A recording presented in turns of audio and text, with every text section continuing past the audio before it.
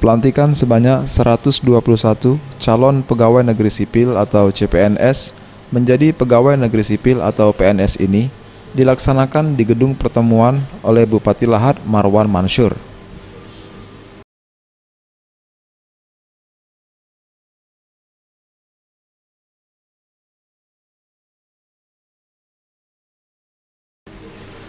"121 CPNS yang diangkat menjadi PNS tersebut terdiri dari tenaga dokter, bidan PTT Pusat, THLTB Penyuluhan Pertanian, serta lulusan IPDN.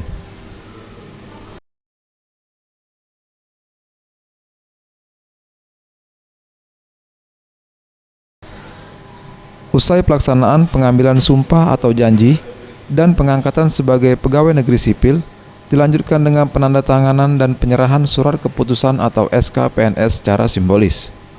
Dalam arahannya, Bupati Lahat menekankan kepada PNS yang baru saja dilantik untuk melaksanakan hak dan kewajiban sebagai aparatur sipil negara, sebagaimana ditetapkan dalam Peraturan Pemerintah atau PP Nomor 11 Tahun 2017 tentang Manajemen Aparatur Sipil Negara.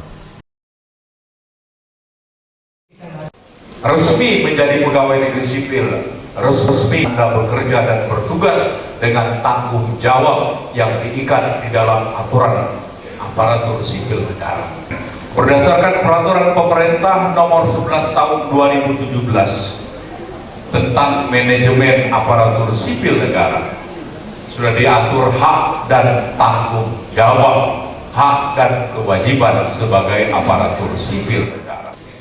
Zulfikri, Sriwijaya TV.